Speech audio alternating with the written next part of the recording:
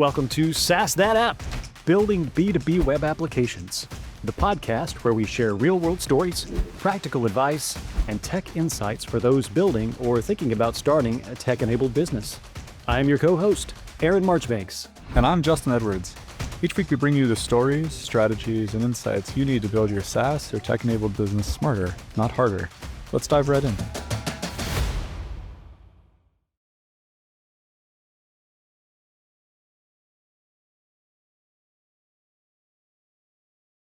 Hello and welcome back to SaaS That App. I am Aaron Marchbanks, and I am happy to be looking across the screen and seeing the familiar face of one Mr. Justin Edwards. Hello, my friend. Hey, how's it going? I came back after 40 days and found out I still had a job, so that was pretty cool. It's amazing. And probably not only one job, but in the inbox and Slack channels and phone calls, many jobs.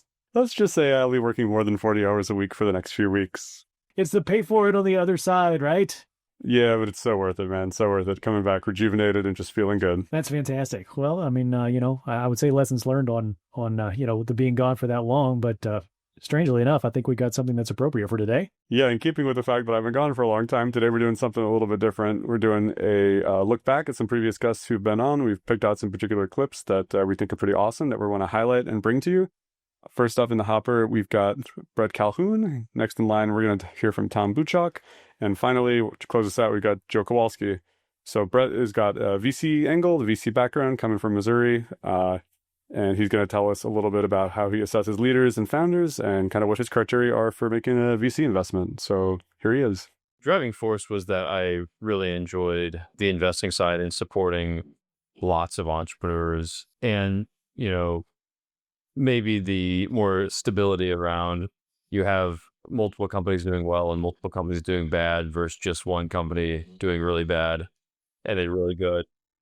So maybe just more for my mental capacity, and also my first entry point into this was actually working with a fund while I was in grad school at Mizzou. And so got to support entrepreneurs in Missouri and then had a chance to work with a portfolio company there. A great team to learn and work with is called Patient, and they've been really successful now. And then I helped a friend start an angel investing group, and that led to me getting a role with a fund called the Legal Tech Fund, and we incubated a company there called Cap Gains, and had the opportunity to be the first person on that team, and then ended up co-founding a lending startup, and which was a good experience. Definitely learned a ton about the lending industry and capital markets, and early days of building a company and what can go right, what can go wrong, and the opportunity came up to join some really successful entrepreneurs in building an incubator here. And so I stepped into that role, and through that kind of hustle and trying to figure out what we were doing, led to raising a venture fund and rebrand everything into Redbud VC. I think most people would agree that generally speaking, people don't correlate Missouri with venture capital. And that is a narrative that we're working on changing. Because there is a ton of talent here. There's a lot of great operators. I don't really think like Missouri necessarily has a capital problem, or that's not a problem of like why there's not as much innovation. I think it's really unlocking that knowledge sharing and the network effects that people have here and creating denser ecosystems. Yeah, having been a part of some of those startup weekends, even in some of the earlier days, and products of that, for listeners are things like Zapier and Equipment Share. And Brad, I know that you guys have kind of rebranded that now, a bigger picture. So Missouri Startup Weekend. So tell me a little bit more about that startup weekend process, and then what are some of the big winners, quote unquote winners, that have come out of that just in the most recent years. I mean, you mentioned it too in the earlier years, Zapier and Equipment Share, which are both, incredible companies, multi-billion dollars now. The first year we took it over we took it over in 2021, but we did the startup weekend in 2022, and that was a company called Appreciate. It was a Mizzou student. He actually ended up dropping out of Mizzou to start the company, and we supported him in the early days, funded a little bit, and helped him find a technical co-founder. And then the next year we ran this company called Liquid that came out, local entrepreneur, Crystal, who had sold some hair salons, and then she had an idea for building an operating stack for hair salon owners who typically aren't great business operators. They learn how to do hair. And so that company's still going. We supported her early on. She got into Techstars, and it's now, a revenue generating business. And then the third year we did it, the second place winner actually started their company, and it was like the WeWork for music studios. And then that person actually, the Kylie, she interned for me for about 18 months, and she's great. She's about to open up her second studio now.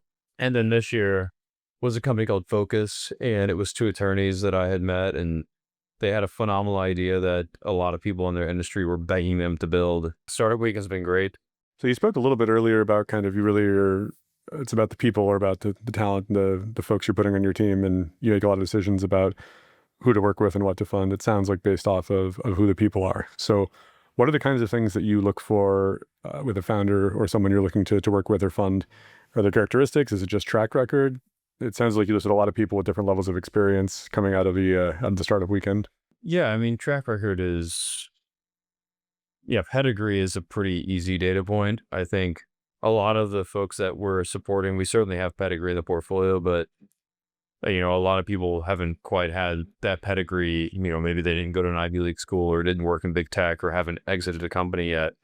And so it's a little bit harder to underwrite that background. And so, like I had mentioned before, we're looking for resilience early on in building the company. And then, this isn't every company that we're in, but something that is important to us is somebody who has domain experience and has lived the problem they're trying to solve.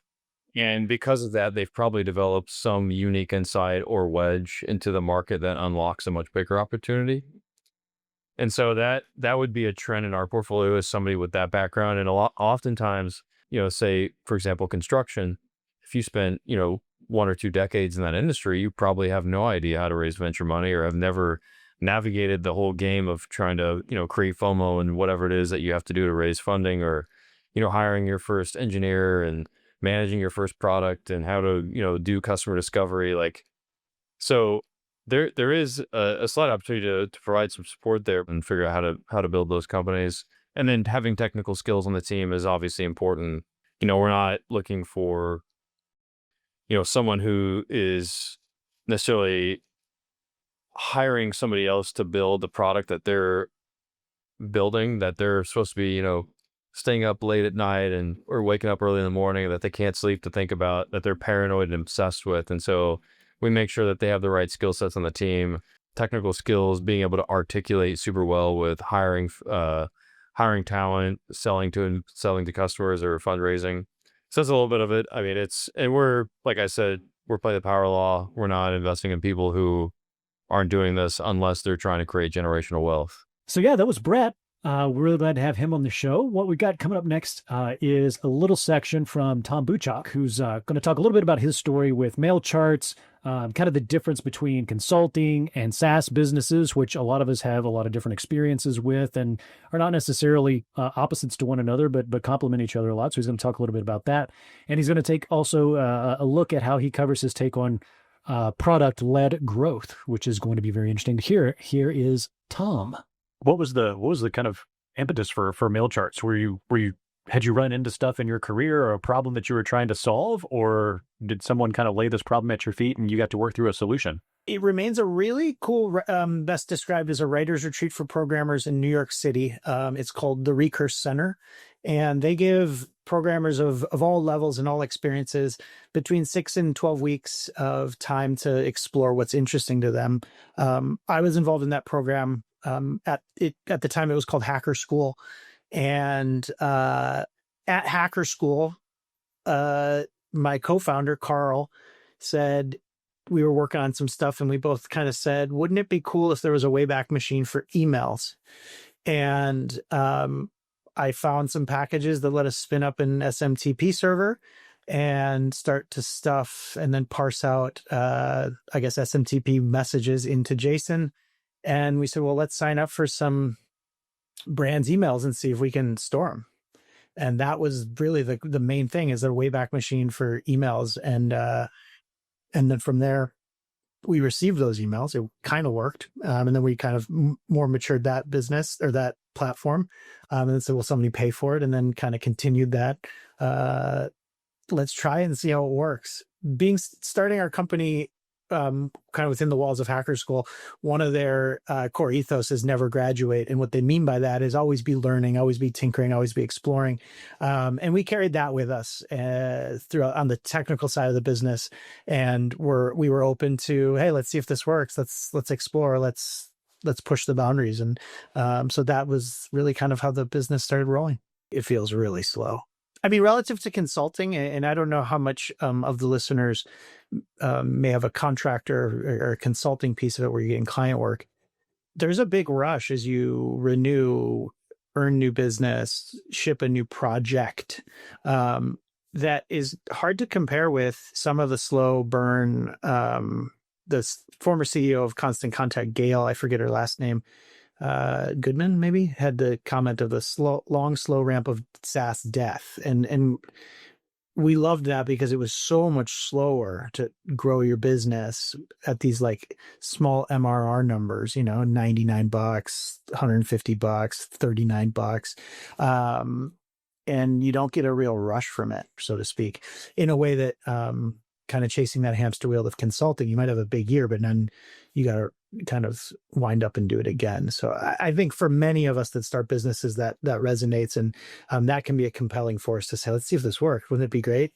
Not only would it be great if it could pay you, but it'd be great to just kind of change the perspective of how I'm able to pay the bills and, save a little bit and go on vacation and stuff. Just to make sure that definitions are lining up.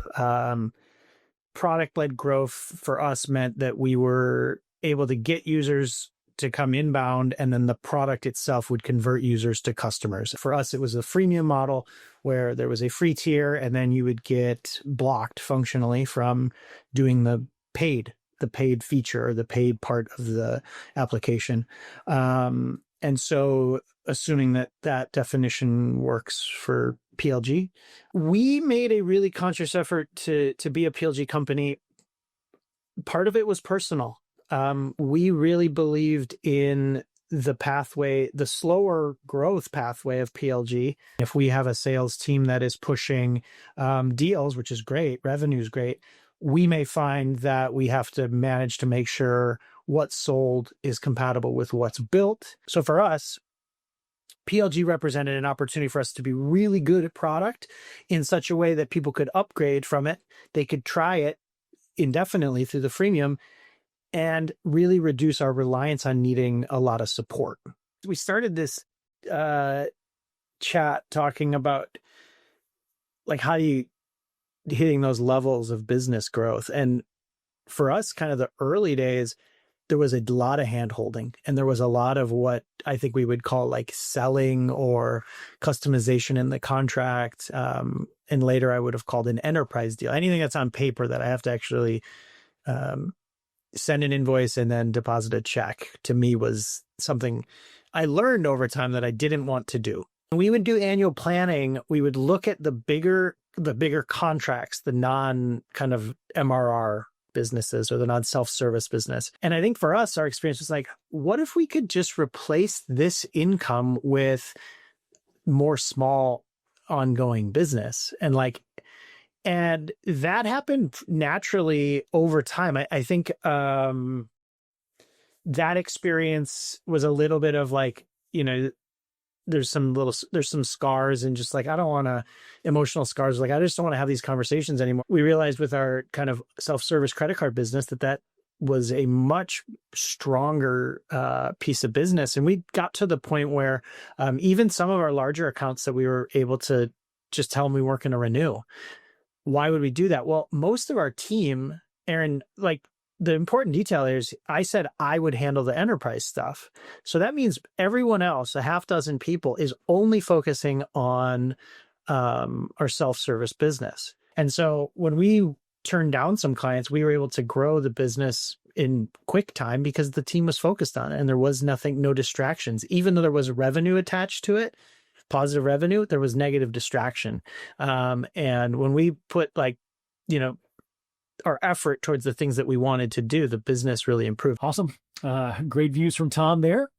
Last up, we have a crowd favorite, Joe Kowalski, who has bootstrapped and built a giant company very early on in his SaaS career. He has actually quite a long history of working in the field of SaaS, and just a fantastic experience, really great guy.